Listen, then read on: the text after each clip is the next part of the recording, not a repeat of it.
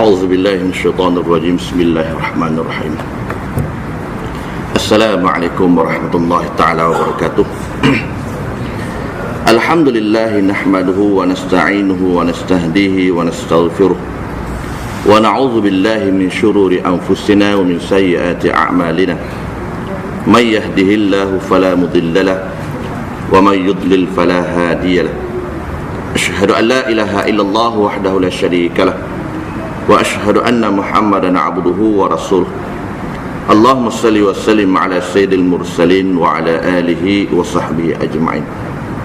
قال رب اشرح لي صدري ويسر لي أمري واحلل عقدة من لساني يفقهوا قولي. سبحانك لا علم لنا إلا ما علمتنا إنك أنت العليم الحكيم. ولا حول ولا قوة إلا بالله العلي العظيم. قال الله تعالى في القرآن الكريم: أعوذ بالله من الشيطان الرجيم. مرج البحرين يلتقيان بينهما برزخ لا يبغيان فبأي آلاء ربكما تكذبان. Yang bermaksud dia, yakni Allah Subhanahu wa taala, membiarkan dua lautan mengalir, yang keduanya kemudian bertemu keduanya, dan ada di antara keduanya itu ada satu batasan, yakni dinding yang tidak melampaui batas di antara satu dengan yang lain. Maka kata Allah Subhanahu wa taala, nikmat Tuhan kamu yang manakah yang kamu nak dustakan lagi?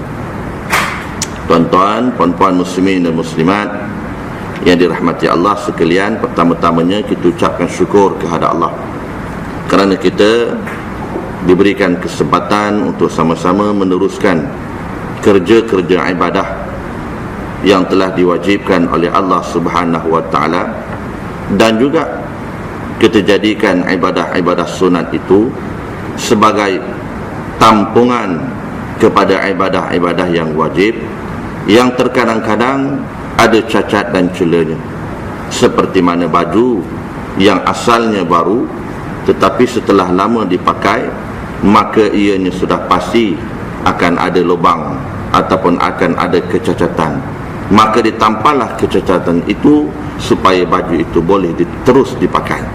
Maka begitu jugalah amal ibadah yang wajib. Yang sunat itu kita lakukan semata-mata untuk menampung kecacatan ataupun kelemahan dalam ibadah-ibadah yang kita lakukan. Mudah-mudahan ibadah-ibadah sunat itu dapat menyempurnakan ibadah yang wajib yang kita lakukan sehari-hari, insya-Allah. Dalam surah Ar-Rahman ayat yang ke-19, 20 dan juga 21. Sengaja saya membaca ayat ini, tuan-tuan, puan-puan muslimin dan muslimat. Kerana apa? Kerana hari ini banyak berlakunya fenomena-fenomena yang pada akal manusia ianya satu perkara yang mustahil, tetapi di sisi Allah Subhanahu wa taala ia suatu perkara yang berhak dan tidak ada siapa yang boleh menghalangi. Kerana apa saya bacakan ayat ini? Kerana fenomena-fenomena yang berlaku kita pada hari ini telah pun disebut oleh Allah Ta'ala 1400 tahun yang lampau, iaitulah pada abad yang berapa, sehinggalah hari ini kita berada di abad yang ke-20-an, di mana Allah Subhanahu wa taala menyatakan di antara tanda-tanda kekuasaan Allah, khusus Allah nak nyatakan kepada mereka-mereka yang suka mendustai, mendustai dengan lain perkataan. Mereka suka memberikan perkataan-perkataan sebagai dalih ataupun sebagai tujuan untuk tidak melaksanakan hukum Allah, untuk tidak melaksanakan perintah Allah. Maka diberikanlah berbagai-bagai dalih. Itu termasuk di antara orang yang mendustakan kekuasaan Allah Subhanahu wa taala sebagai Tuhan yang wajib bagi orang-orang yang beriman dan wajib bagi seluruh manusia menyembah. Di mana Allah Subhanahu wa taala menyatakan di antara dua lautan itu keagungannya keunikan ciptaan Allah Subhanahu wa ta'ala tidak akan bercantum di antara satu dengan yang lain. Ulama telah membahagikan kepada dua penafsiran. Dua lautan itu ada di antaranya memang dua lautan yang tidak bercampur di antara satu dengan yang lain. Perkara ini telah dibuat kajian oleh orang yang suka mengkaji di masa kini, yang memang berlaku di suatu tempat, kalau tak silap saya sempadan daripada Morocco dan juga Spain ataupun Sepanyol. Ada satu selat yang mana air lautnya tidak bercampur dengan air laut yang lain. Dan kajian itu telah dibuat kajian demi kajian. Kenapa ianya berlaku? Kerana antara kata mereka kandungan kandungan garam dan juga suhu yang menyebabkan air laut itu walaupun berada di suatu tempat, tetapi seolah-olah di tengahnya, kata Allah Ta'ala dalam ayat ini, barzakhun, ada satu dinding yang memisahkan antara keduanya. Dan sebahagian ulama menyatakan marajal bahraini yaltaqiyan itu, iaitulah tidak bercampurnya air sungai dengan air laut. Walaupun apabila air laut itu pasang, maka air laut itu masuk ke dalam sungai, tetapi tetap air sungai itu rasanya payau, tidak masin. Dan apabila air laut itu surut, maka air sungai itu masuk pula ke dalam laut, maka air laut itu tetap menjadi masin sehinggalah hari kiamat. Oleh kerana itu, kata Allah Subhanahu wa ta'ala, di antara dua laut itu, iaitu sungai muaranya dan juga pesisiran pantainya, di sana di antara keduanya, bainahuma barzakhun, ada satu dinding la yabghiyan, yang tidak akan campur sama sekali di antara satu dengan yang lain sehinggalah hari kiamat. Ini merupakan satu keagungan ciptaan Allah Subhanahu wa ta'ala, yang juga Allah sebut dalam surah Furqan ayat yang ke-52, ayat yang ke-53, yang menyatakan air sungai dan air laut itu kok belah mana pun dia tidak akan bercampur. Air laut tetap rasanya masin, air sungai tetap rasanya payau, walaupun dia mengalir antara satu dengan yang lain. Ini antara kekuasaan Allah yang Allah sebut dalam Al-Quran 1400 tahun itu. Sehingga ada di antara pengkaji Perancis yang mengkaji sejarah ini, yang Allah sebut 1400 tahun dulu, setelah dia buka Al-Quran, dikaji Al-Quran, akhirnya dia memeluk agama Islam.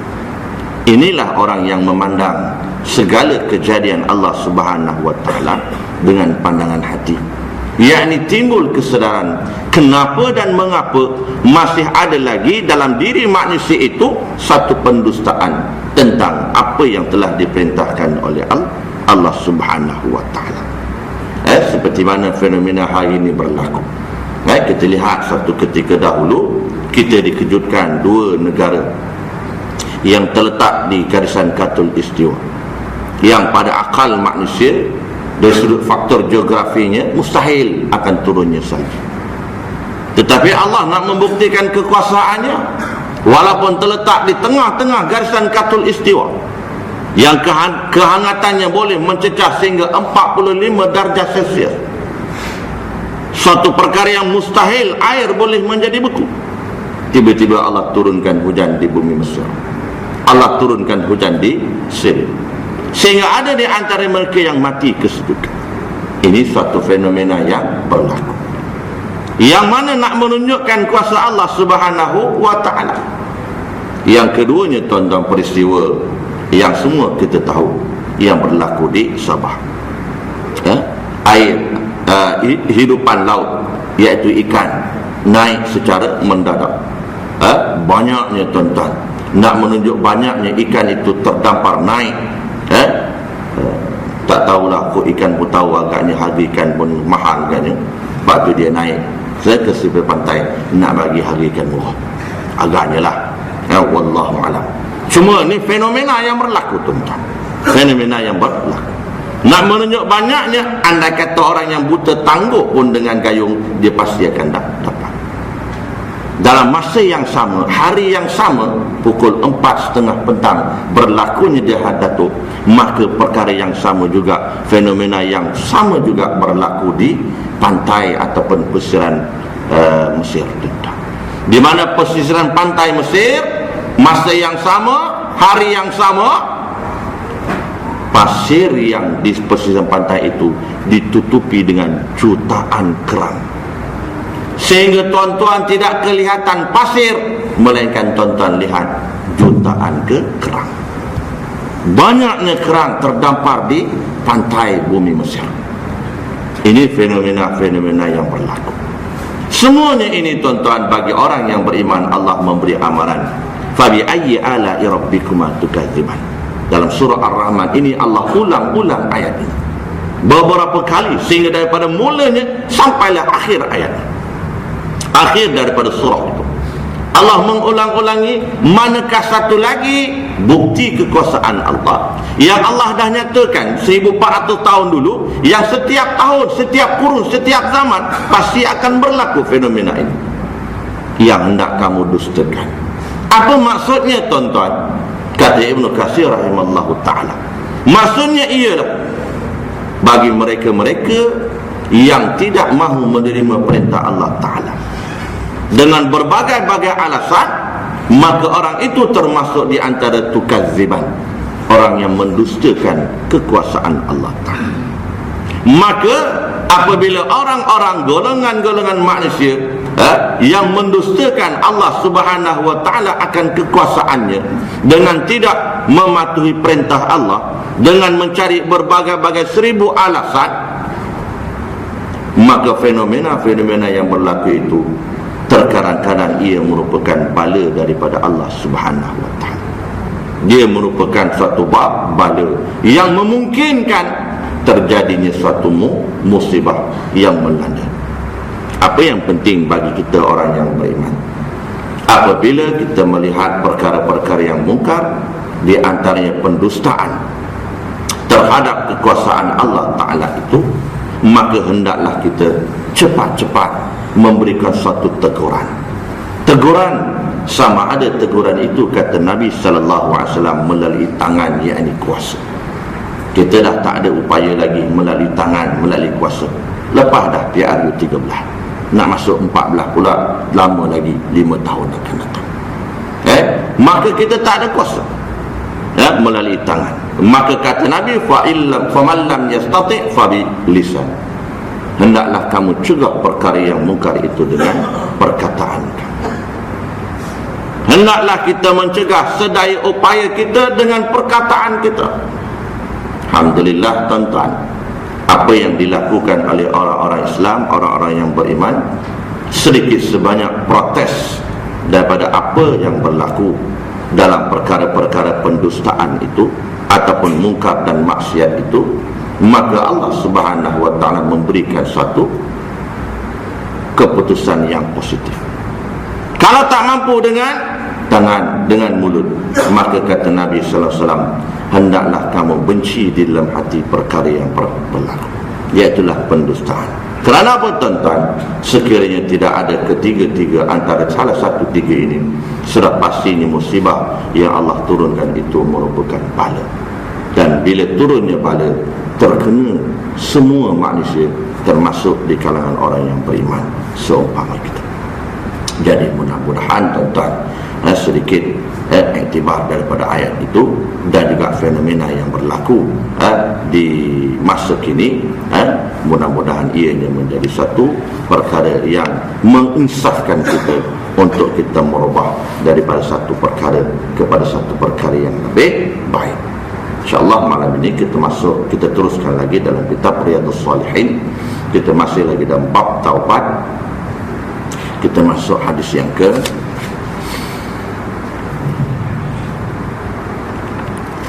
4. Kita masuk hadis yang keempat. Wa an Abi Musa Abdullah bin Qais al-Ash'ari radhiyallahu anhu 'anil Nabi sallallahu alaihi wasallam qala inna Allah ta'ala yabsuta yadahu bil-laili liyatuba masi'un nahar wa yabsutu yadahu bin-nahari liyatuba musi'ul lail hatta tatlu'a asy-syamsi min maghribiha.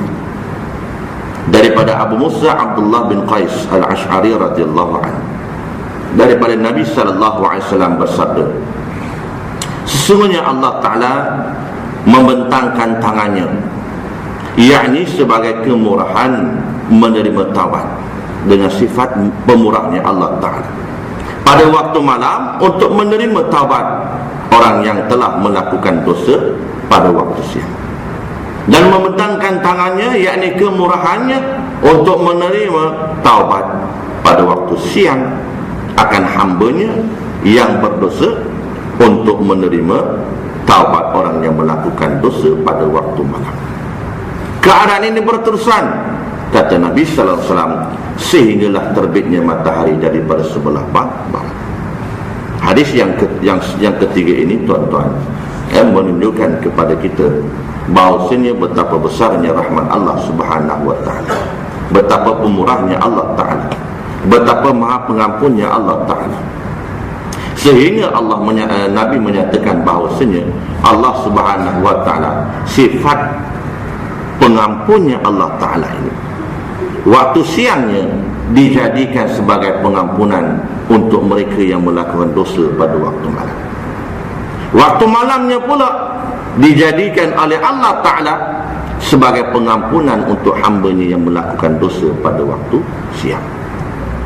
Tuan-tuan, antara pengajaran hadis tersebut, sesungguhnya Allah senantiasa memberi peluang kepada hambanya untuk bertaubat, memohon ampun di atas segala dosa yang telah. Kenapa Nabi menyebut begitu? Kenapa dalam hadis ini Nabi menyebut begitu? Antara yang pertamanya, iaitulah dengan tujuan Allah nak memberi satu ruang yang seluas-luasnya kepada kita yang masih lagi diberikan kesempatan untuk apa? Bertaubat kepada Allah Ta'ala. Kerana taubat itu salah satu daripada sifat-sifat mahmudah.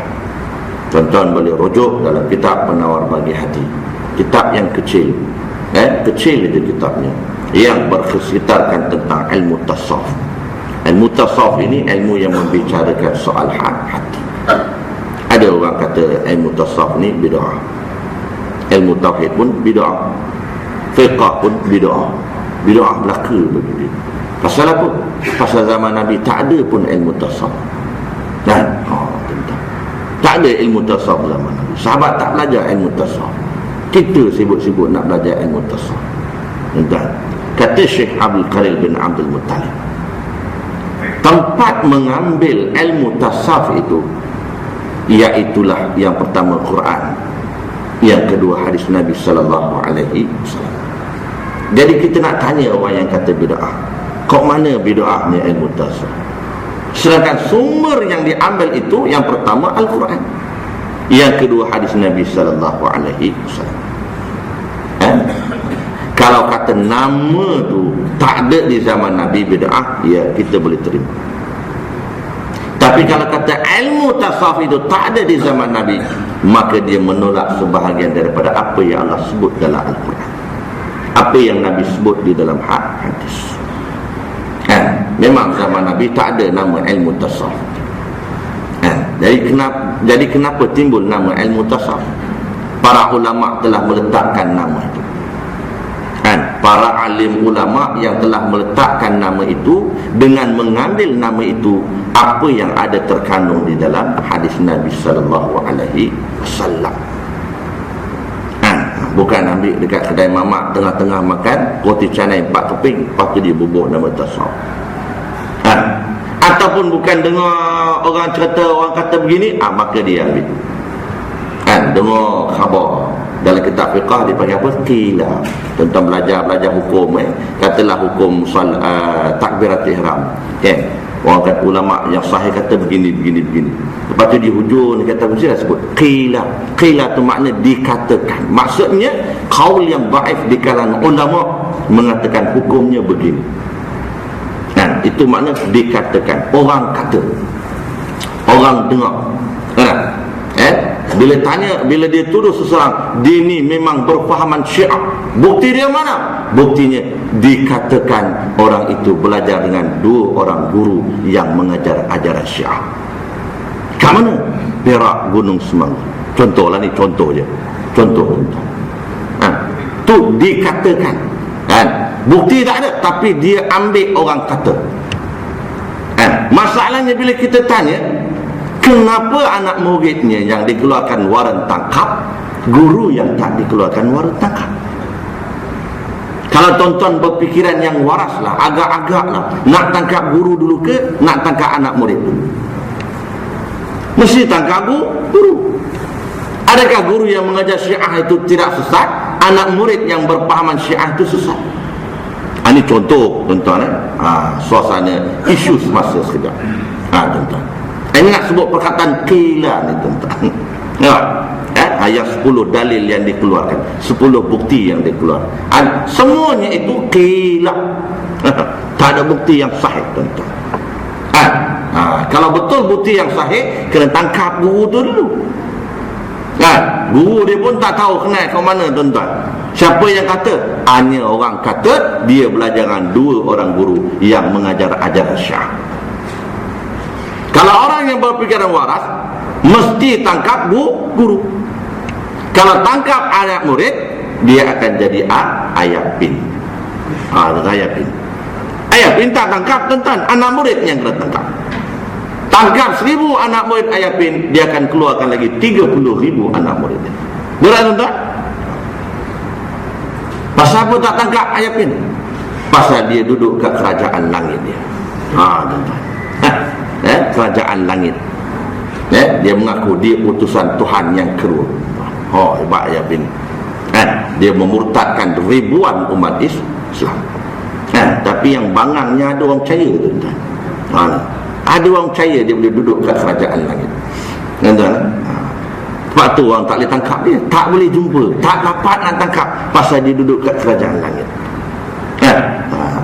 Dari pengikut dia pun pelik, kau belah mana ayat bin dia boleh duduk ke kerajaan langit? Bila dia turun ke bumi, dia tanyalah isteri dia. Orang yang tanya pun bangang juga tuan-tuan. Tanya isteri dia, dia duduk ayat kerajaan langit, bila masa dia turun ke bumi? Bini dia kata masa dia beli rokok kretek. Masa tu dia turun, lepas tu dia naik balik. Yang tanya tu percaya pula tuan-tuan. Percaya pula. Ni cerita tuan-tuan, ni cerita betul, bukan cerita dongeng tuan-tuan. Yang peliknya tuan-tuan, kita dah tahu dia menyebarkan bukan ajaran sesat, bahkan memurtadkan umat Islam. Kenapa guru tidak ditangkap, anak murid yang ditangkap? Mana? Sama tak ini? Sama. Anak murid yang dituduh sebagai berpahaman Syiah dikeluarkan waran tangkap. Bagi saya waran tangkap lah tuan-tuan, sebab dia dah sebut. Yang sebut tu bukan tuan-tuan, bukan JKKK, bukan fungsi surau. Yang sebut tu menteri. Tak payah sebutlah nama sebab. Dia sebut tuan-tuan. Maknanya itu satu arahan, dan dia mengeluarkan arahan kepada KDN supaya ambil tindakan. Yang peliknya, 10 bukti itu yang menyatakan dia belajar dengan 2 orang guru Syiah, guru tak ditangkap, anak murid ditangkap. Itu herannya tuan-tuan. Ini yang dikatakan qila tuan-tuan, dikatakan. Maknanya satu perkataan yang tak boleh kita buat hujah. Tak boleh buat hujah. Jadi tuan-tuan muslimin dan muslimat yang dirahmati Allah Subhanahu wa taala, apa yang Nabi sallallahu alaihi wasallam nak sebut dalam hadis ini, yang pertamanya, kata pengarang kitab ini Imam An-Nawawi rahimallahu taala, Allah yang maha pemurah, maha pengampun.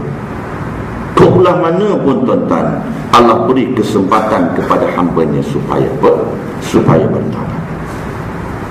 Maknanya tuan-tuan, taubat ini tidak boleh ada had masa. Dia mesti berterusan, sehinggalah Nabi kata waktu pagi itu kalau hamba-Nya berdosa, maka Allah buka pengampunannya pada waktu petang.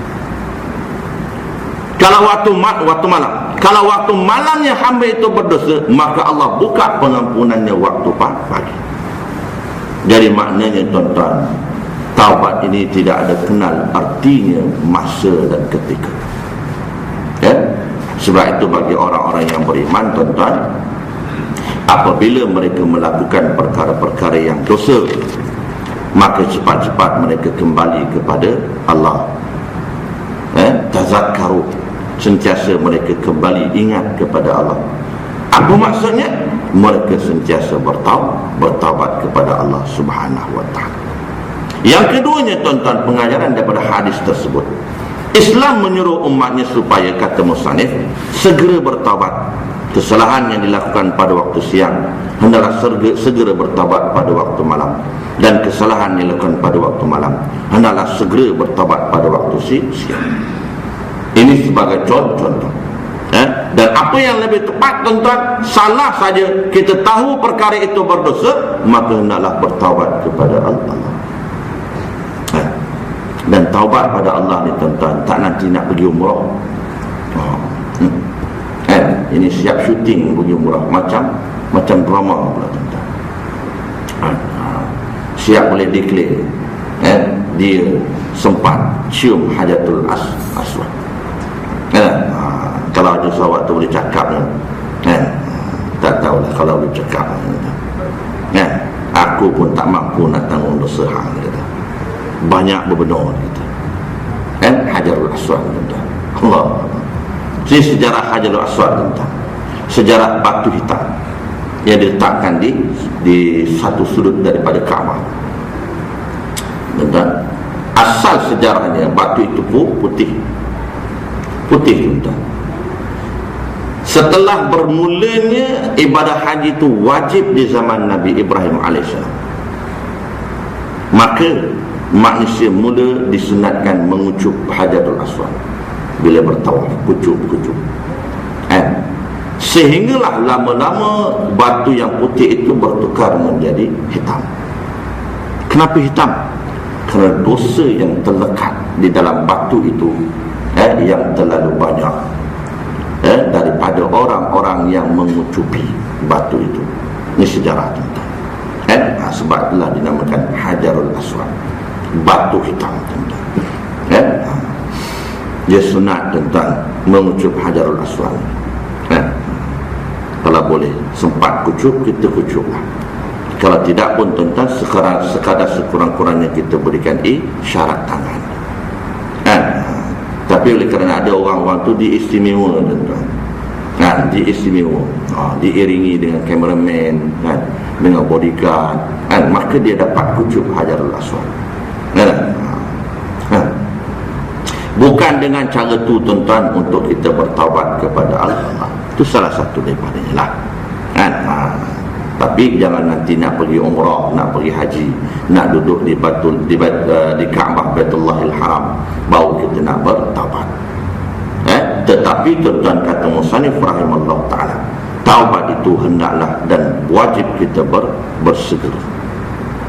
Segeranya itu sehingga Allah membentangkan siang dan malamnya penuh dengan pengampunan Allah Subhanahu wa ta'ala. Yang ketiga antara pengajaran hadis ini, Allah tetap menerima taubat hambanya selagi mana matahari belum terbit dari sebelah barat, iaitulah antara tanda-tanda kiamat. Baik. Antara tanda kiamat pada diri, Nabi sebut dalam hadis yang lain, sebelum manusia itu nyawanya sampai ke gharghar, iaitu halqum. Antara tanda kiamat dunia sebelum matahari terbit barat. Antara tanda kiamat diri manusia, iaitulah nak mati itu, sebelum nyawa sampai ke gharghar, halqum. Maka kedua-dua posisi ini haruslah kita kena berhati-hati. Oleh kerana itu, tuan-tuan, hendaklah kita senantiasa bertaubat. Sifat bertaubat itu salah satu daripada sifat mahmudah yang paling penting. Kata Syekh Abdul Qadir bin Abdul Muttalib rahimahullah ta'ala, mudah-mudahan taubat itu adalah permulaan bagi jalan sekalian yang menjalani jalan-jalan akhirat. Maknanya sebagai kunci, tuan-tuan. sebagai kunci. Tahu dia buat dosa, taubat terus, tuan. Dan bagi taubat daripada dosa-dosa yang besar, haruslah dan wajiblah mempunyai syarat-syarat yang tertentu yang saya dah sebut dulu. Maknanya tak boleh diulangi. Kalau diulangi, maka taubatnya tidak diterima oleh Allah Subhanahu wa taala. Kemudian hadis yang seterusnya, wa an Abi Hurairah radhiyallahu anhu qala Rasulullah sallallahu alaihi wasallam, man taba qabla an tatlu'a asy-syamsa min maghribiha taba Allahu alaihi. Asy-syamsa itu sebagai maf'ul bih, dia kena masuk bil fathah. Baik. Daripada Abu Hurairah radhiyallahu anhu katanya bahawa Rasulullah SAW bersabda, siapa yang bertaubat sebelum matahari terbit dari sebelah barat, iaitu tanda hari kiamat, maka Allah menerima taubat dan mengampunkannya. Maknanya tuan-tuan, hendaklah kita bersegera. Di antara pengajaran hari ini kata musannif rahimahullah taala, Allah hanya menerima taubat seorang hamba-Nya itu sebelum pintu taubat tertutup. Pintu taubat tertutup masa bila? Masa matahari terbit di barat.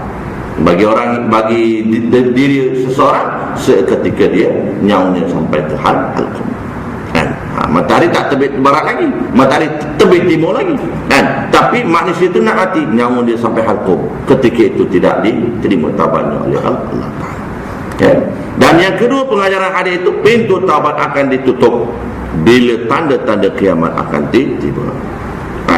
Maknanya tuan-tuan, bila tanda-tanda kiamat yang besar tiba, ketika itulah pintu taubat akan tutup. Allah tak beri lagi dah pengampunan. Maknanya tuan-tuan, Nabi menyebut di dalam hadis berkenaan tentang berlakunya hari kiamat. Kata Rasulullah SAW, mafhum dalam hadis itu, tidak akan berlakunya hari kiamat selagi mana adanya orang-orang yang beriman. Maknanya tuan-tuan, orang yang beriman itu kalau ada lagi, maka kiamat tak akan berlaku. Kiamat tidak akan berlaku. Maknanya apabila kiamat nak berlaku, orang yang beriman semua mati dah. Tinggallah orang yang tidak beriman. Orang yang tak beriman itulah tidak diterima taubatnya oleh Allah Subhanahu wa taala. Kemudian hadis yang seterusnya, wa an Abi Abdurrahman Abdullah bin Umar Al-Khattab bin Ibnu Al-Khattab radhiyallahu anhuma anin Nabi sallallahu alaihi wasallam qala, inna Allah azza wa jalla yaqbalu taubatal 'abdi ma lam yugharghir. Ini tadi taubat yang sah kiamat. Ini taubat dalam diri manusia. Baru saya sebutkan tadi. Daripada Abu Abdurrahman Abdullah bin Umar Al-Khattab radhiyallahu anhuma daripada Nabi sallallahu alaihi wasallam sabdanya, sesungguhnya Allah azza wa jalla menerima taubat seseorang hamba-Nya selagi nyawanya belum sampai di kerongkong gor-gor. Tuan-tuan, sama dengan hadis yang kedua tadi. Habis.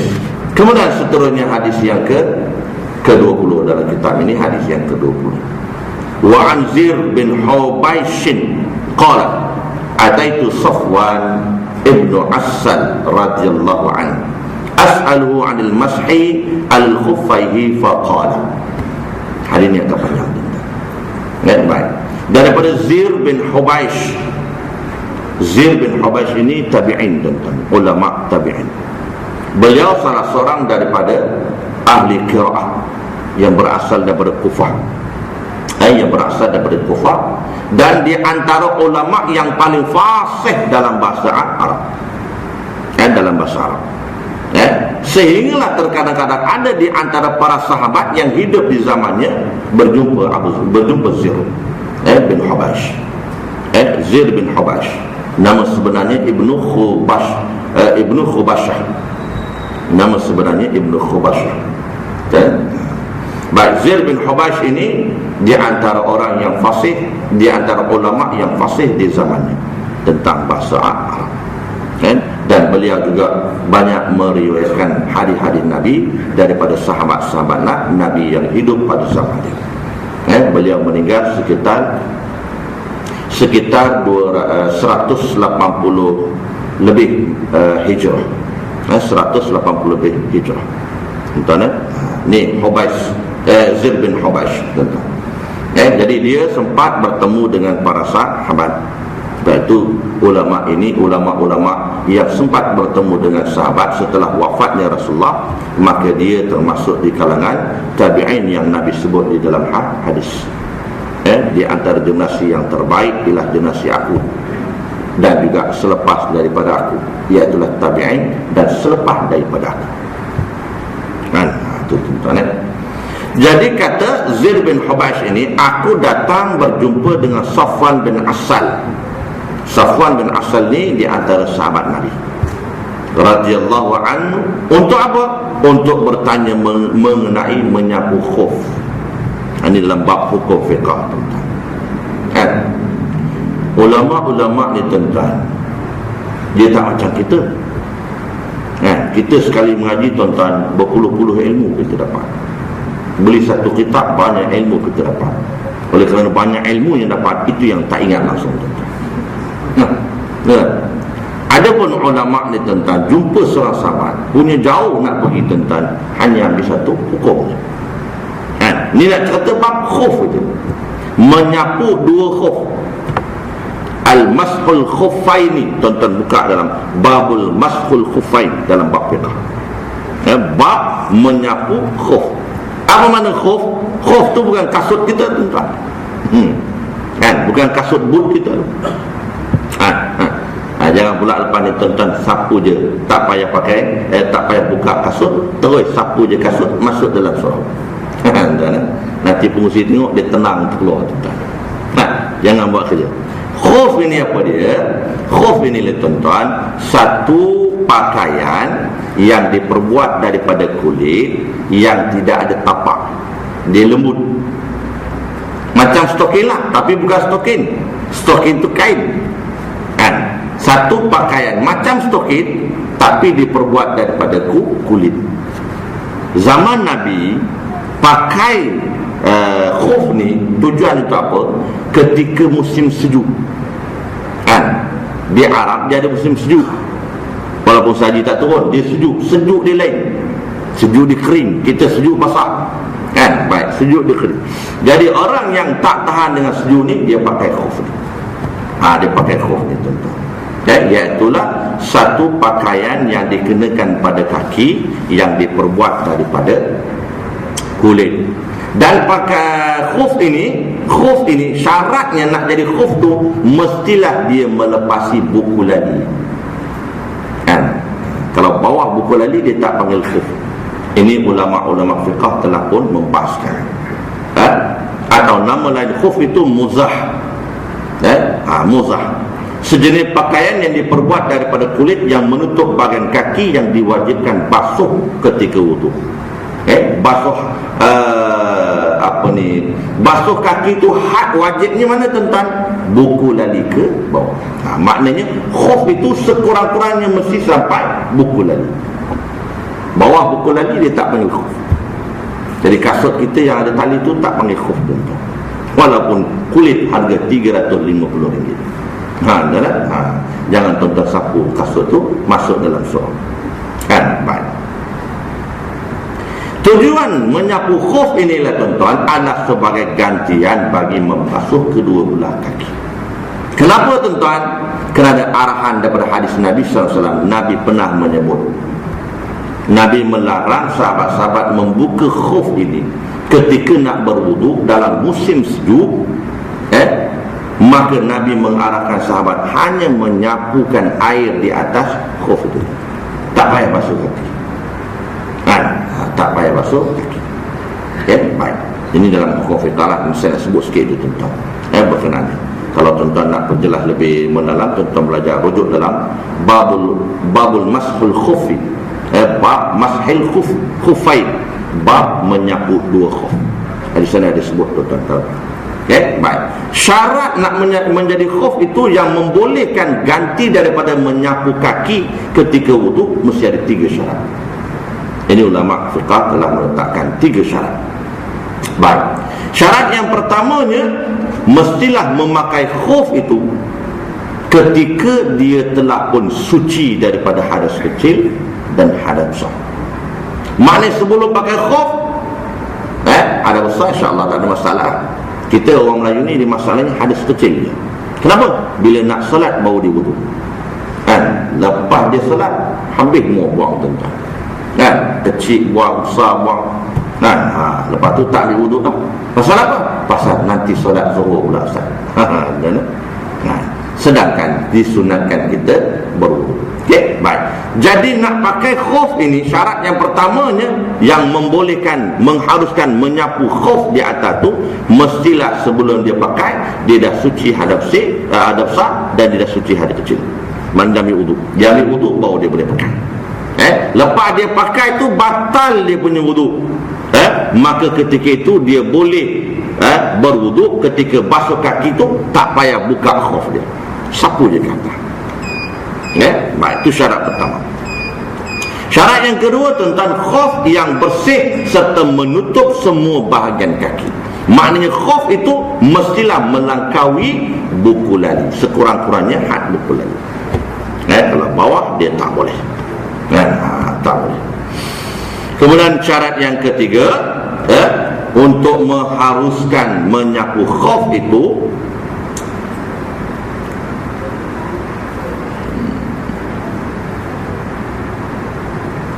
khuf itu mestilah kukuh. Maknanya mestilah boleh kita gunakan untuk berjalan. Kalau stokin boleh tak tuan-tuan? Tuan-tuan pernah tak nampak orang pakai stokin di jalan tadi? Tak pernah tuan-tuan. Kalau ada mungkin wire dia putus sikit tuan-tuan. Tak ada. Tapi khuf ini seakan-akan ataupun seolah-olah macam kasut. Maknanya tuan-tuan, dia boleh kita buat jalan di atas jalan.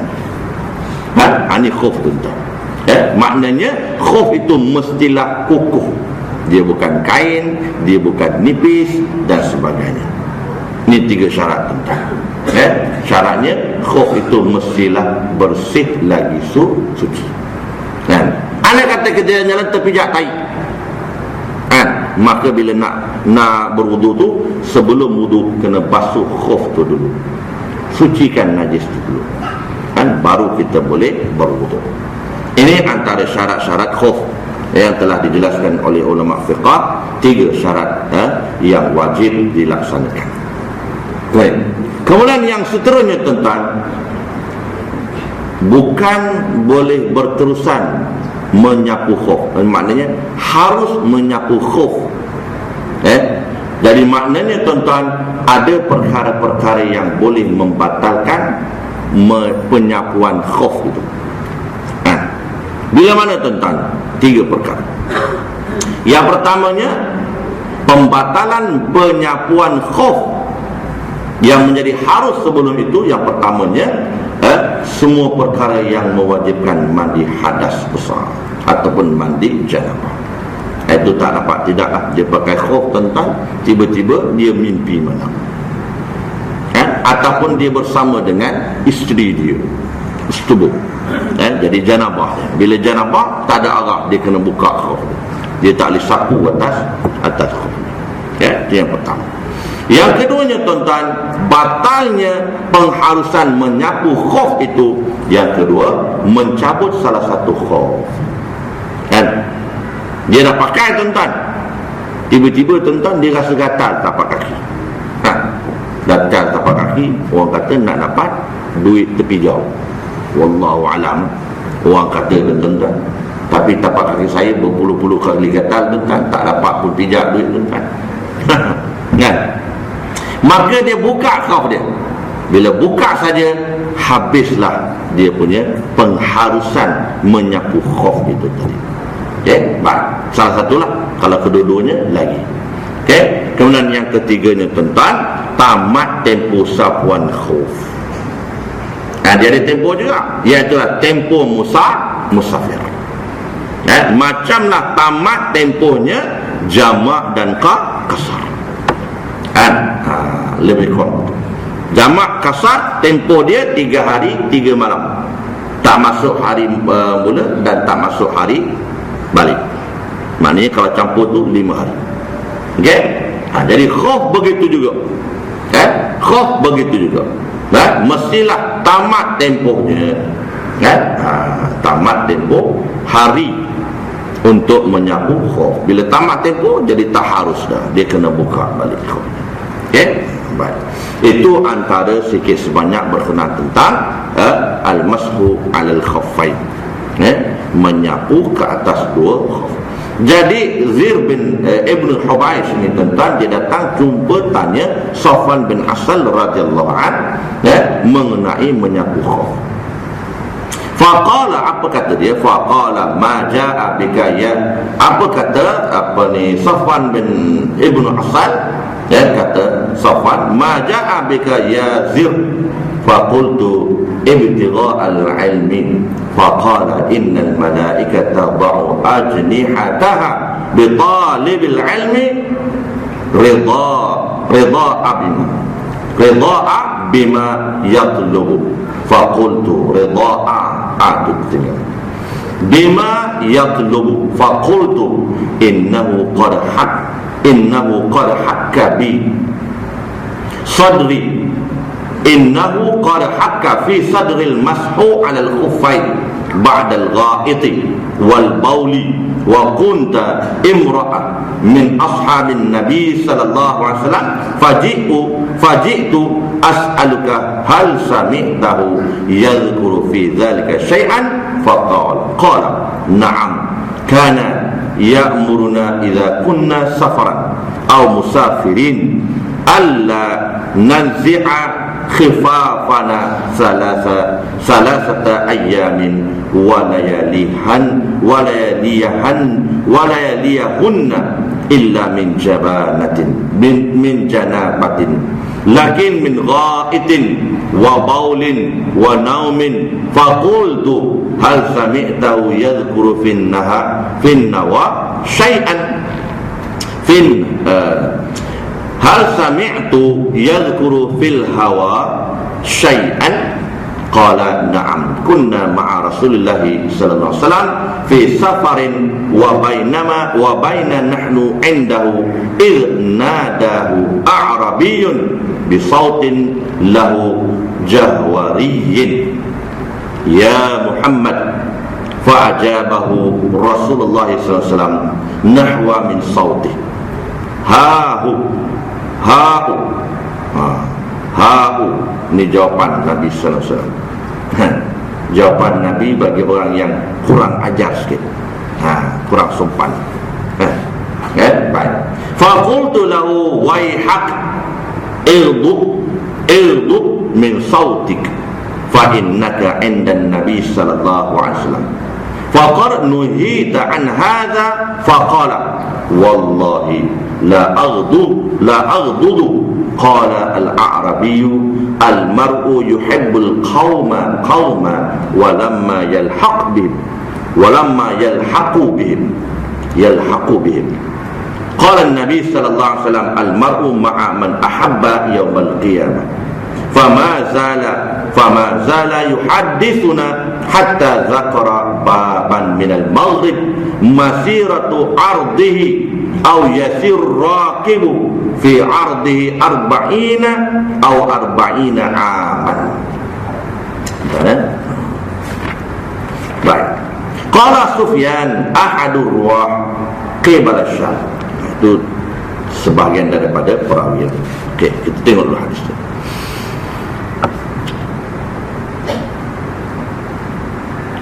Bertanya aku datang berjumpa Safwan bin Asal radhiyallahu an untuk bertanya mengenai menyapu khuf, ialah sarung kaki.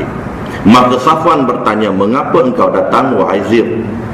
Aku menjawab, untuk menuntut ilmu. Safwan berkata, sesungguhnya para malaikat menghamparkan sayapnya kepada orang yang menuntut ilmu kerana gembira dengan apa yang dituntutnya itu. Aku iaitu Zir pun bertanya, telah timbul keraguan di hatiku mengenai hal menyapu khuf sesudah membuang air besar dan air kecil, sedangkan engkau adalah seorang daripada sahabat Nabi sallallahu alaihi wasallam. Aku ingin tahu, adakah engkau pernah mendengar baginda menyebut sesuatu perkara tentang hal itu? Jawabnya Safwan bin Asal, ya, baginda menyuruh kami supaya tidak membuka khuf selama 3 hari 3 malam, melainkan berhadas besar. Juga tidak perlu dibuka kerana buang air kecil, buang air besar. Itu kena faham. Buang air kecil, buang air besar, dua-duanya hadas kecil.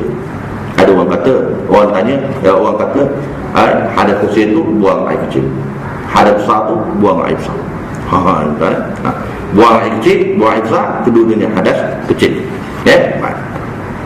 Dan juga tidur. Jadi tidur pun jangan buka. Tak payah buka, tidur.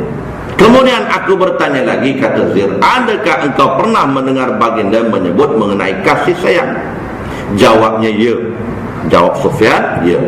Ketika kami bersama Rasulullah SAW dalam satu perjalanan, tiba-tiba seorang badui memanggil baginda dengan suara yang keras, wahai Muhammad.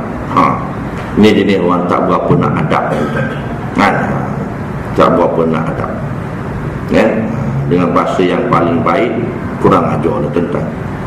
Jadi Nabi bagi ajar dia. Rasulullah SAW menjawab dengan nada yang sama, ya, ya, hau. Dalam bahasa Arab dia panggil hau, ya, nabu. Dia juga Nabi juga. Kata Zir, ketika dia berada di situ, aku berkata kepada orang Badui itu, malangnya engkau. Waihak ini satu perkataan yang jerkah lah, jerkah. Kalau ataupun lebih tepat kita terima dalam bahasa Melayu kita, celaka engkau. Waihak ni celaka engkau. Celaka. Kalau Melaka celaka tu biasa je. Celaka. Untuk Melaka lah. Bagi dia biasa je perkataan.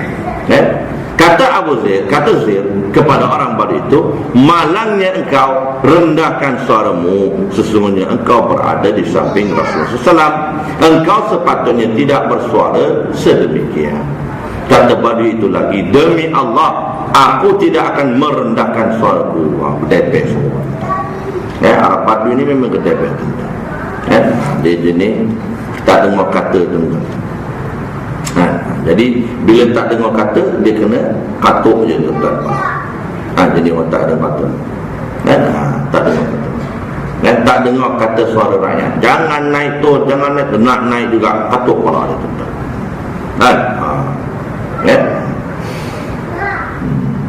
Saya terima satu gambar WhatsApp. WhatsApp canggih. WhatsApp ni saya pun tak kerti WhatsApp dulu ni. Tapi bila data WhatsApp aku berhenti, rupanya WhatsApp ni bagus. Saya terima satu gambar WhatsApp. Gambar WhatsApp berkenaan tentang filem P. Ramli, Allah Yarham Tan Sri P. Ramli. Cerita dia Laksmana Doremi ketika naik tika terbang. Dia ambil gambar tu, 3 orang Laksmana duduk atas tika terbang nak pergi pasir berdengung. Pasir berdengung. Pasir 2 putih, pasir berdengung. Berdengung semua dah dengar tentang. Lepas tu ditulis kat situ, tika 1 Malaysia. Cara-cara nak menjimatkan minyak, naiklah tika 1 Malaysia. Dan cara-cara nak menjimatkan tol, naik tika terbang, tak payah lalu highway. Tuan-tuan, jadi tuan-tuan kena buat satu kain rentang, tuan-tuan buat lalu.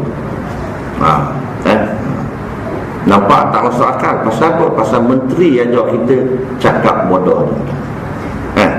Tol naik, jangan lalu highway, lalu dalam. Tak tahu menteri lagu ni boleh jadi menteri. Orang lagu ni boleh, patut dia jadi cuci kasut dia tuan-tuan. Bila kita protes tuan-tuan, bila kita protes, bila kita sebut, bila kita cakap, jangan naik harga tol, jangan naik minyak, jangan naik itu, Pasal apa? Pasal kita tidak mahu membebankan kita. Kan?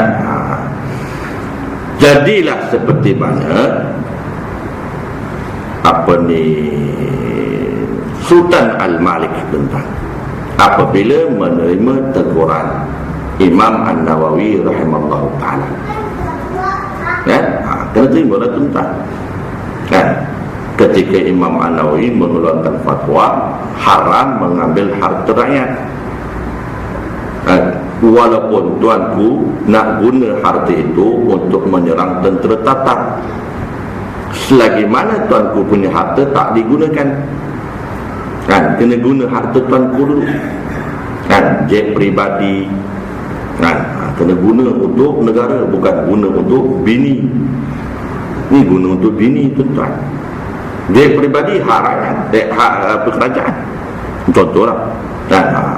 Dah habis semua harta tuanku, harta bini tuanku, harta anak-anak tuanku, harta korun, habis mu tak boleh lagi nak menampung memerangi tentera Tatar.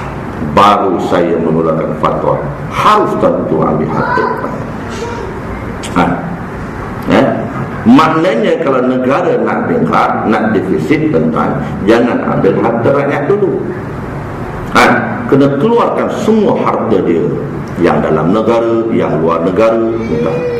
Tak boleh nak tampung juga, negara nak bankrupt juga, barulah boleh perkenalkan GST. Ini GST terus rakyat tuan-tuan. Dia bagus je tuan-tuan, senang-senang tuan-tuan. Belanja satu hari bil elektrik beribu-ribu ringgit, satu hari tuan-tuan. Kita setahun pun tak sampai beribu-ribu tuan-tuan. Baik, inilah tuan-tuan. Jadi tuan-tuan, ini sifat orang Baduy. Demi Allah aku tidak akan merendahkan suaraku. Tebe tuan-tuan. Jadi orang yang kedebe ni tuan-tuan, dia tak boleh dengan cakap, dia kena katuk kepala. Bagaimana orang yang mengasihi suatu kaum tetapi tidak dapat mendampinginya. Ditanya Nabi, orang Arab Baduy ni tanya Rasulullah, tanya cara dia lah, bagaimana orang yang mengasihi sesuatu kaum tetapi tidak dapat mendampinginya. Lantas Nabi SAW bersabda sebagai jawaban, seseorang itu akan berjumpa dengan orang yang dikasihinya pada hari kiamat. Apa yang dikasih kat dunia ni, besok ke hari akhirat, hari kiamat, itulah dia jumpa. Kalau dia kasih isteri dia, besok ke akhirat dia jumpa lah isteri dia. Kalau dia kasih harta dia kat dunia ni, besok ke akhirat dia jumpa lah harta dia. Minta tolong harta, selamatkan aku daripada api neraka Allah. Harta pun kata, aku tak boleh selamatkan kamu. Tapi kalau kat dunia ini dia kasih dan cinta Allah, maka ke akhirat dia pasti akan bertemu dengan Allah. Kemudian Rasulullah SAW terus bercerita kepada kami mengenai peristiwa sebuah pintu gerbang di sebelah barat yang lebarnya sejauh jarak 40 hingga 70 tahun perjalanan. Jauh tuan-tuan. Ini hadis sahih tuan-tuan. Nabi menceritakan peristiwa sebuah pintu gerbang di sebelah barat yang lebarnya sejauh jarak 40 hingga 70 tahun perjalanan, dengan menanggung binatang, dengan menunggang binatang, yakni dengan menaiki binatang. Untuk perjalanan 40 hingga 70 tahun tu menaiki tunggangan. Kalau zaman Nabi kuda, zaman kita Porsche lah tuan-tuan. Lari 300 km per jam, langgar tiang mampu tuan-tuan. Jadi keropok lekor, mati juga tuan-tuan, mati. Naik Porsche pun mati juga. Maka kata Abu Sufyan, seorang perawi hadis, mengatakan pintu gerbang itu letaknya di sebelah negeri Syam.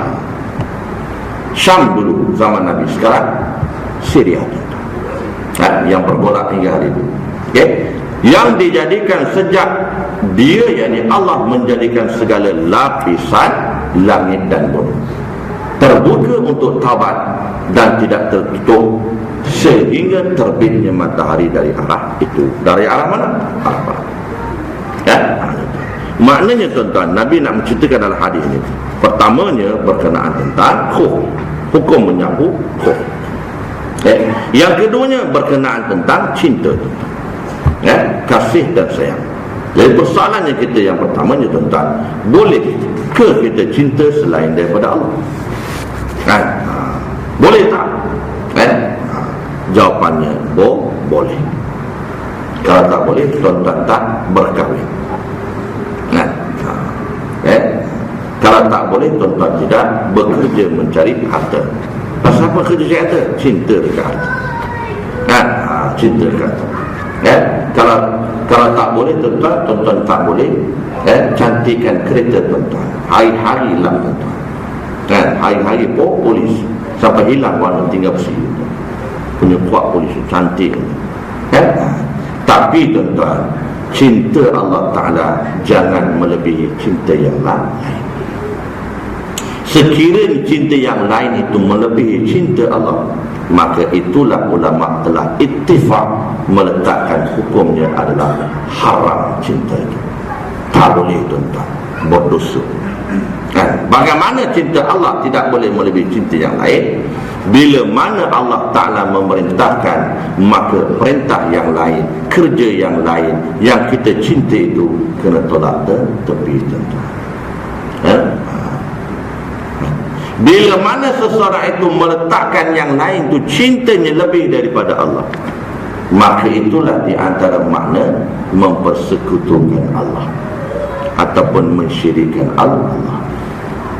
Samalah hari ini tuan-tuan dalam sistem perundangan.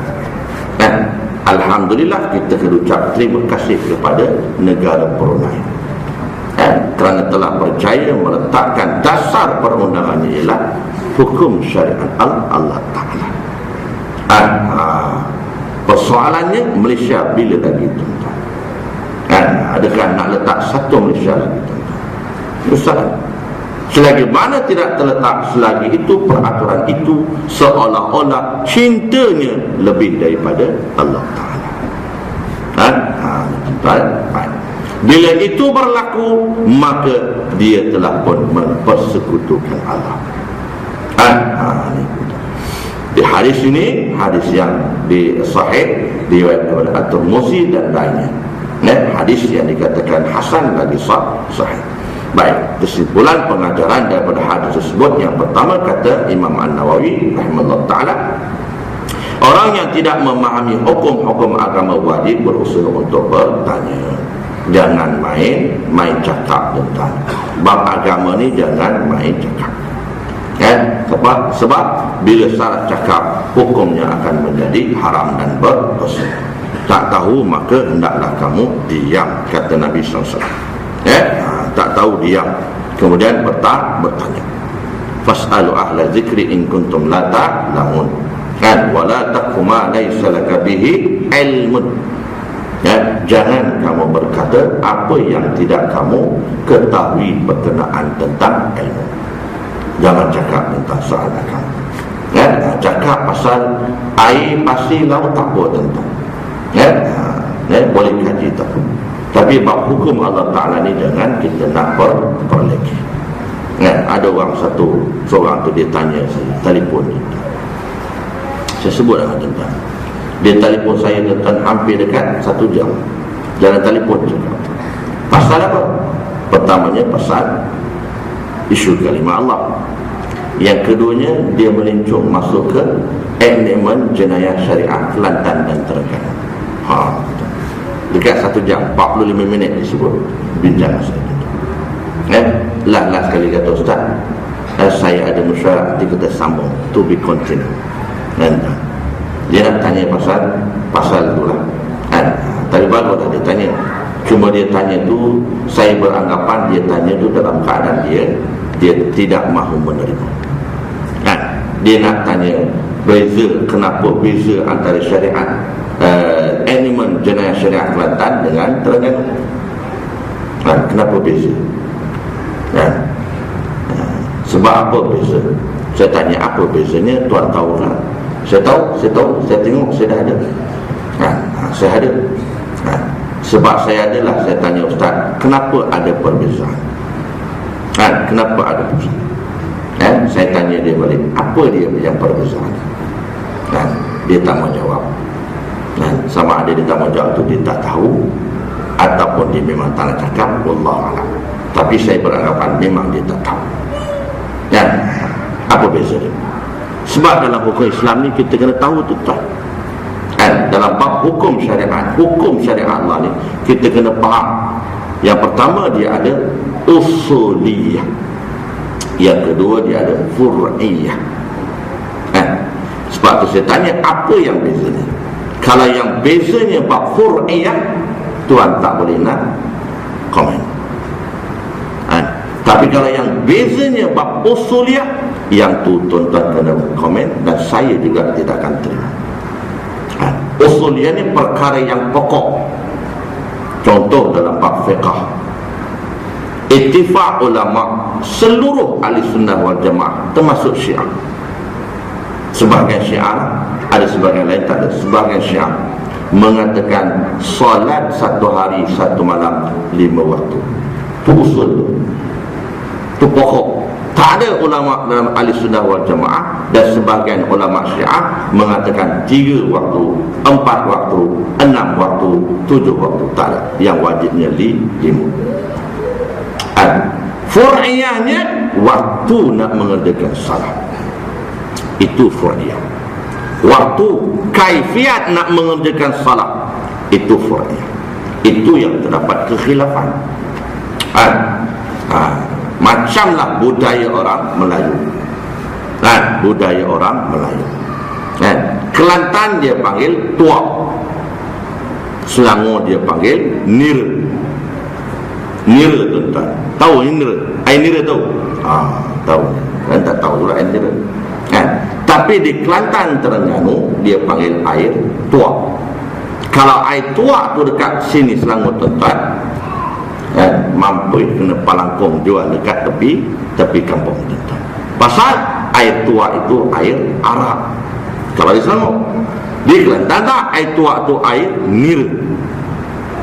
Air ni nira tuan-tuan. Nira daripada nipah ataupun nira daripada air kelapa sendiri. Itu perbezaan, itu fur'iyah tuan-tuan. Bi'ah sesuatu tempat dia tak sama, tak sama tuan-tuan. Sebab tu saya tanya mana yang beza dia, dia tak boleh jawab. Lala dia tutup, sadaqallahul azim. Ustaz, saya ada syarat, nanti to be continued. Panjang juga tuan-tuan dia. Sebab itu saya nak sebut tuan-tuan dalam hadis ini, yang pertamanya bab hukum tuan-tuan, kalau tak tahu wajib bertanya. Jangan kita main sembrono. Main sembrono. Contoh macam isu hari ini Kristian tuan-tuan. Isu nak menyambut Christmas. Ini tuan-tuan, ini isu tuan-tuan. Persoalannya isu pokok, usuliyah tuan-tuan. Menyambut hari Christmas, menyambut hari-hari agama yang lain yang bersifat ketuhanan mereka, hukumnya adalah haram. Itu mutlakun ittifaq ulama. Haram tuan-tuan menyambut. Kenapa? Kerana menyambut hari kebesaran agama mereka seolah-olah mengiyakan agama mereka. Sedangkan Allah menyebut inna dina indallahi al-Islam. Tak ada agama lain. Tapi yang fur'iyahnya tuan-tuan, yang fur'iyahnya, iaitulah kita tidak boleh menghalang mereka menyambut agama. Tapi ada setengah tempat boleh kena halang. Itu fur'iyah. Kenapa tuan-tuan? Kerana dia berbeza bi'ah, keadaan suasana. Ada setengah tempat kita kena halang, ada setengah tempat Islam melarang kita menghalang. Tuan-tuan, itu perbezaan contoh. Jadi dalam perkara agama, sebaik-baiknya kita bertanyalah kepada orang yang mengetahui. Yang kedua tuan-tuan, pengajaran hari ini, orang yang menuntut ilmu itu sentiasa mendapat keridhaan Allah. Pastilah tuan-tuan. Kita duduk ramai-ramai dalam majlis ilmu ni, Allah Ta'ala akan redha. Dan Tapi kalau duduk dalam konsep tuan belum tentu redha tuan. Kan? Bahkan Allah turun bala dan didampingi oleh para malaikat. Nah, kalau duduk dalam majlis ilmu ini, para malaikat duduk dengan kita. Kalau duduk di majlis-majlis maksiat, sudah pasti syaitan dan iblis akan duduk. Dia pun joget sama kita. Ya, yang ketiga pengajaran hadis ini kata Imam An-Nawawi rahimahullah, sahabat Rasulullah SAW merupakan sumber rujukan. Mereka merupakan orang yang banyak mengetahui ilmu hukum kerana mereka sentiasa mendampingi Rasulullah SAW dan menghafaz keterangan dalam baginda. Batulah tuan-tuan, dalam bab ilmu hadis, ya, dalam bab ilmu hadis, ya, ulama muhadis telah menghukumkan hadis yang paling sahih iaitulah hadis yang sedikit perawinya. Maknanya Rasulullah, sahabat Nabi, tabi'in. Katalah kita hidup di zaman tabi'in, sahabat Rasulullah, Nabi Rasulullah, sahabat Rasulullah, kita. Itu hadis yang paling sahih. Tak boleh dipertikaikan. Kenapa? Kerana para sahabat ini, dia tidak akan sebut, dia tidak akan buat, dia tidak akan bercakap melainkan apa yang dia lihat Nabi. Sebab itu Imam Syafi'i rahimahullah, ini dia sebut Imam Syafi'i lah, sebut dia. Sebab itu Imam Syafi'i rahimahullah ta'ala, kebanyakan dalam bab hukum-hukum fiqh mereka, beliau mengambil hadis yang sedikit perawinya. Antara hadis yang sedikit perawinya iaitulah hadis yang terkandung di dalam kitab Al-Muwatta, karangan gurunya iaitulah Imam Malik rahimahullah ta'ala. Kerana Imam Malik adalah ulama tabi'in. Beliau bukan hanya mengambil hadis Nabi berkenaan tentang kaifiat salat, kaifiat pemerintahan, kaifiat taharah, kaifiat muamalah, tetapi beliau melihat sendiri keadaan sahabat Nabi. Betul? Itu antara dia. Dan banyak lagi lah ilmu-ilmu hadis-hadis yang diambil oleh Imam Asy-Syafi'i. Sebab itu Imam Asy-Syafi'i berpendapat dan berpandangan lebih terperinci daripada yang lain. Contoh macam batal wudu, sentuhan kulit lelaki dengan kulit perempuan. Keperincian Imam Asy-Syafi'i lebih kepada ketelitian, kerana berpandukan kepada hadis-hadis yang sahih. Wallahu a'lam lah. Baik, yang keempat pengajaran daripada hadis tersebut, hukum menyapu khuf sarung kaki dibolehkan selama 3 hari 3 malam dalam satu perjalanan, iaitu musafir, selagi seorang itu tidak berhadas besar. Ini saya sebutlah tadi. Yang kelima, Rasulullah SAW senantiasa melayan semua golongan umat manusia walaupun orang badui yang kasar perangannya. Ini satu teladan contoh yang perlu kita kena contoh kita. Walaupun orang kasar dengan kita tetap kena layan tentang. Tapi layan yang selayak dengan dia tentang. Kalau dia layan kita, dia nak layan kita dengan baling kursi, kita kena layan baling kursi juga. Contoh lah. Itu contoh lah. Jangan contoh baling kursi pula. Baik. Kemudian yang keenam, orang yang mengasihi keluarga akan dapat ganjaran dan akan bertemu di akhirat, walaupun ada yang tidak dapat ditemui di dunia. Sampai-sampai balik kampung, mak meninggal dah tuan-tuan. Walaupun dekat dunia tak sempat, janganlah merintih entah. Tak sempat nak jumpa mak meninggal dah. Ini merintih suka main, menangis sampai ke kubur. Haram hukumnya tentang. Ingat, dalam hadis ini pengajarannya kata Imam Nawawi, walaupun tak sempat jumpa di dunia, orang yang kita kasih, orang yang kita sayang, insyaAllah kita akan jumpa di akhirat. Baik, yang ketujuh pengajarannya, pintu taubat sentiasa dibuka luas. Luasnya kata Nabi sejauh 70 perjalanan, 70 tahun perjalanan naik ke neraka. Itu luasnya pintu taubat Allah Ta'ala oleh Allah untuk hambanya kembali kepadanya dengan memohon ampun sebelum terlambat. Jadi kublah mana pun tuan-tuan, Allah nak meminta supaya hambanya, menyuruh supaya hambanya bertaubat kepada Allah Ta'ala. InsyaAllah tuan-tuan kita berhenti sekatu akan datang kita masuk pula hadis daripada Sa'id bin Abi Malik bin Sinan Al-Khudri radhiyallahu anhu. Hadis ini juga berkenaan tentang taubat, tetapi banyak ilmu-ilmu yang kita boleh peroleh daripada hadis tersebut. Wallahu a'lam. Ada soalan nak tanya?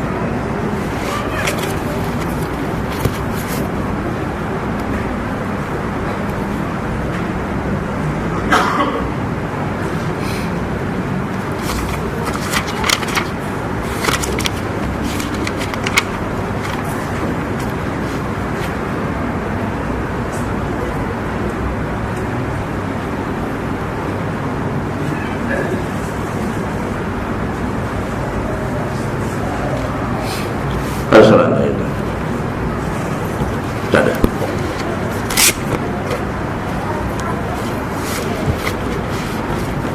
Jadi kalau tak ada, seperti mana biasalah tuan-tuan, insyaAllah lepas daripada nanti tuan-tuan ulurkan sedikit bantuan untuk madrasah Darul Mujahidin, sekolah saya itu. Sekolah yang masih lagi memerlukan bantuan-bantuan keuangan untuk pembinaan bangunan, terutamanya pembinaan bangunan tuan-tuan.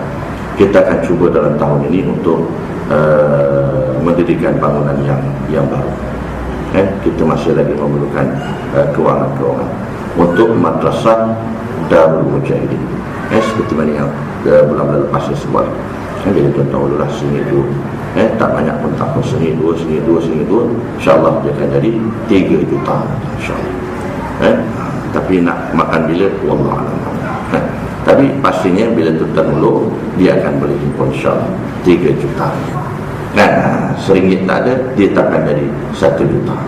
Tuan-tuan, mudah-mudahan tuan-tuan derma setiap bulan itu saham yang tuan-tuan bila tertegak saja madrasah itu, selagi mana dia ada, tuan-tuan akan dapat ganjaran yang cukup besar di sisi Allah Ta'ala. Dan juga pihak sekolah tuan-tuan menerima apa pun saja bantuan. Tuan-tuan nak bagi pasir boleh, nak bagi simen pun boleh, nak bagi pah boleh, nak bagi berat pun boleh. Saya ada satu lori beras fidyah saya 40 tahun tak puasa Ustaz. Ini beras saya boleh, tuan-tuan bagilah satu lori beras, letak kat sekolah, letak dekat asrama, untuk bagi pelajar-pelajar asrama yang ada anak yatim, yang ada fakir, yang ada miskin, yang duduk di sekolah tu. Tuan-tuan, anak-anak yatim, anak-anak fakir, anak-anak miskin, sekolah tidak akan ambil dan kenakan apa-apa bayaran. Walaupun tak ada duit, sekolah mampu buat tuan-tuan. Kau belah mana tuan-tuan, jangan tanya saya lah. InsyaAllah ada lebih kurang sekitar dalam 20 orang pelajar yang fakir, yang miskin, yang anak yatim, yang kita kenal pasti dia tak mampu nak bayar yuran. Maka kita bagi percuma, makan percuma, duduk percuma, belajar percuma, belajar pun percuma. Jadi tuan-tuan kalau bantu, mungkin duit-duit itu sebahagiannya kita akan beri kepada penampungan pembelajaran anak-anak tersebut. Ganjaran cukup besar tuan-tuan. Ingat ganjaran kita di akhirat. RM1 yang tuan-tuan bagi, RM1,000 Allah Ta'ala akan bagi ganjarannya di alam akhirat. Berlumba-lumba dan tuan-tuan, insyaAllah lepas hati tuan-tuan termalah sebaik demikian. Wallahualam. Kalau ada siapa yang nak derma barang, boleh jumpa saya tuan-tuan. Boleh jumpa saya ataupun boleh terus hubungi pihak sekolah. Nak bagi sumbangan pun boleh, nak bagi sumbangan bentuk benda pun boleh, tak ada masalah.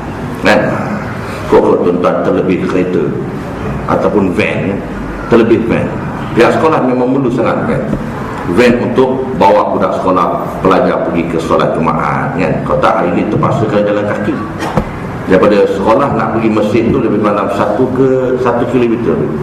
Pasal dia lagi, tentu ada lebih van, ada 10 van. Tapi jangan van tak ada tayar nak bagi. Van sempurna, derma Ustaz ini untuk wakaf sekolah mas. Alhamdulillah. Setiap kali diangkut budak-budak tu, ganjaran dia besar. Kalau tak ada van, ada bas. Derma bas tu. Bas sekolah. Wallahu a'lam. Aqulu qouli hadza wa astaghfirullahal azim li wa lakum. Assalamualaikum warahmatullahi wabarakatuh. A'udzu billahi minasyaitonir rajim. Bismillahirrahmanirrahim. Alhamdulillahirabbil alamin. Wassalatu wassalamu ala asyrafil anbiya'i wal mursalin wa ala alihi washabbihi ajmain. اللهم ارحمنا بالقرآن واجعله لنا إماما ونورا وهدى ورحمة اللهم ذكرنا منه ما نسينا وعلمنا منه ما جهلنا وارزقنا تلاوته آناء الليل وأطراف النهار واجعله لنا حجة يا رب العالمين ربنا آتنا في الدنيا حسنة وفي الآخرة حسنة وقنا عذاب النار الحمد لله